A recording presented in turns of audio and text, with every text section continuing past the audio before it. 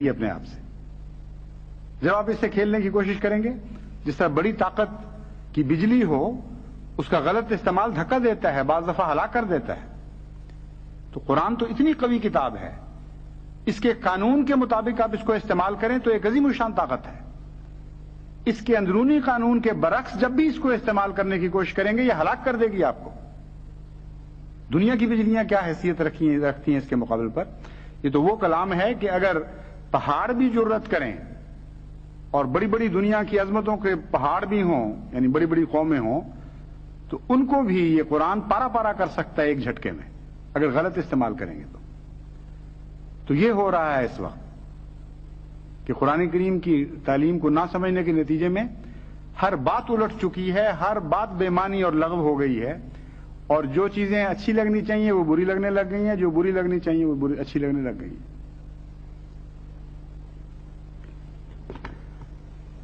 قرآن کریم ایک ایسی کامل کتاب ہے کہ ہر احتمال کو ملحوظ رکھتے ہوئے اس کا بھی ذکر فرماتی ہے اور کوئی احتمال بھی باقی نہیں چھوڑتی۔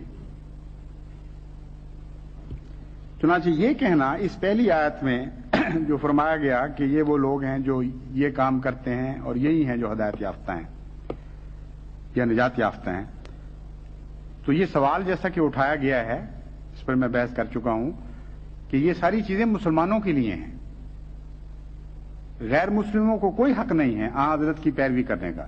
وہ نافرمانی کریں گے تو ہمیں ٹھنڈ پڑے گی۔ اگلی آیت میں قرآن کریم انہی علماء کو مخاطب ہے، فرماتا ہے کہ ایسی کوئی بات نہیں،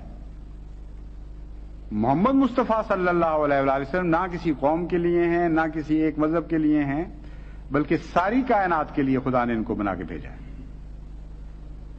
اور یہاں یا ایھا الذین آمنوا کہہ کے مخاطب نہیں فرمایا، بلکہ فرمایا قل یا ایھا الناس انی رسول اللہ الیکم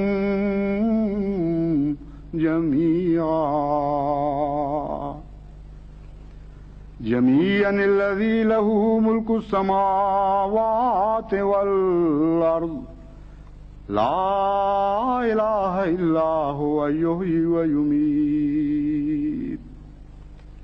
کہ اے محمد صلی اللہ علیہ وآلہ وسلم یہ اعلان کر دے اور ان کے دماغوں کی پیدا کردہ ہر قسم کی غلط فہمیوں کو دور کر دے۔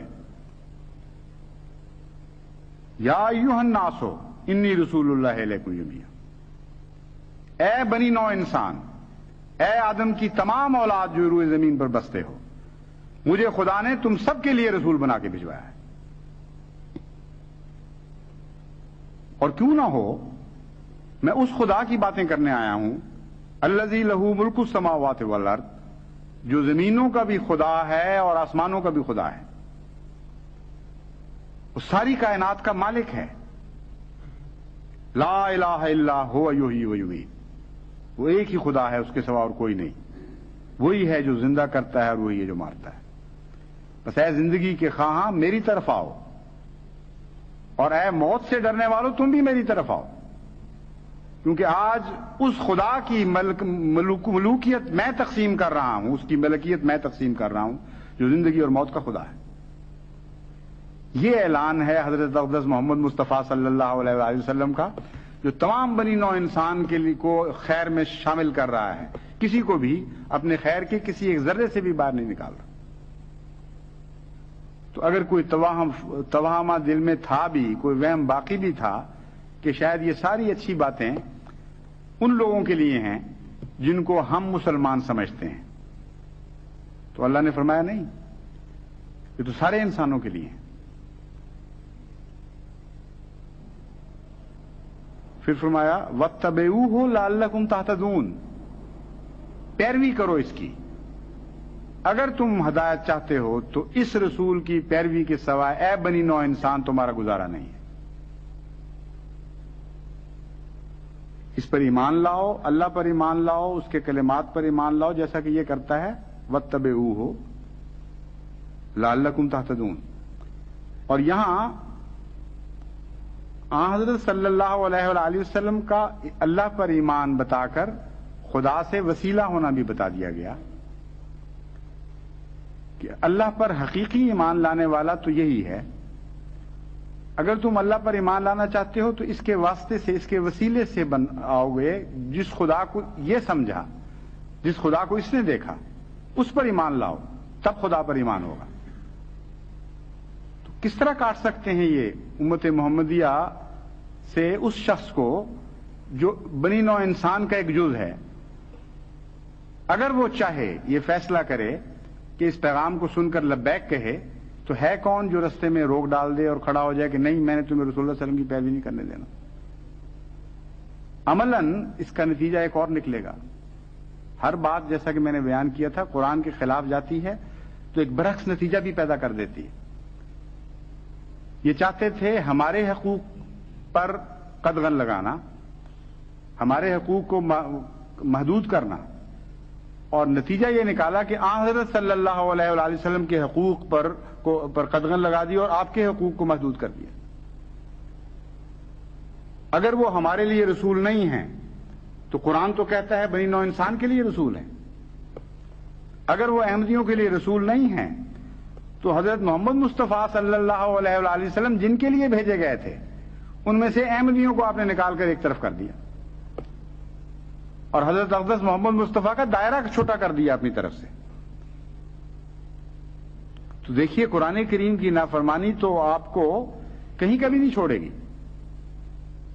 حملہ کسی اور جگہ کرنا چاہتے تھے، وار کہیں اور پڑ رہا ہے. جیسے بعض لوگ بیمار ہو جاتے ہیں، قدم کسی اور طرف رکھنا چاہتے ہیں، اور طرف پڑ جاتا ہے قدم.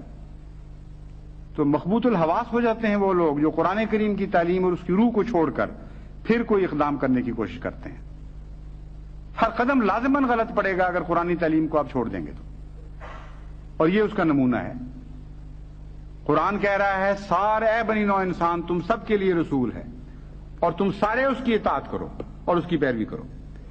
اور یہ کہہ رہے ہیں نہیں، سب کے لیے رسول نہیں ہے. جن کو ہم غیر مسلم قرار دیں ان کے لیے محمد رسول اللہ صلی اللہ علیہ وسلم رسول نہیں ہیں، اور اگر وہ پیروی کریں گے قرآن کے بیان کے مطابق تو ہم ان کو قتل کریں گے.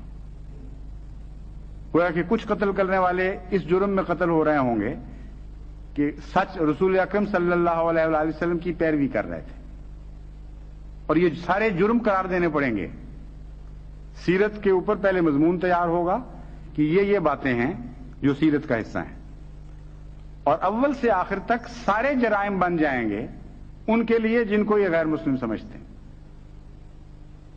یعنی سیرت کی دو شکلیں بن جائیں گی. یہی سیرت بالکل بنی نوع انسان کے حقوق سے تعلق رکھنے والی سیرت، بعض لوگوں کے لیے نیکی اور بعض لوگوں کے لیے جرم. تو کسی پہلو سے بھی کوئی عقل کی بات ایسی نظر نہیں آتی جس کے یہ پیچھے پڑے ہوئے ہیں.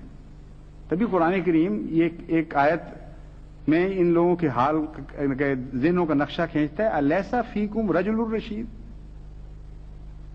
ایک بھی عقل والا تم میں باقی نہیں رہا. کیوں نہیں دیکھتے بڑی بڑی کرسیوں پہ بیٹھے ہوئے ہم کر کیا رہے ہیں؟ بہرحال جہاں تک جماعت احمدیہ کا تعلق ہے وہ تو حضرت اقدس محمد مصطفیٰ صلی اللہ علیہ وآلہ وسلم کا دامن نہیں چھوڑے گی.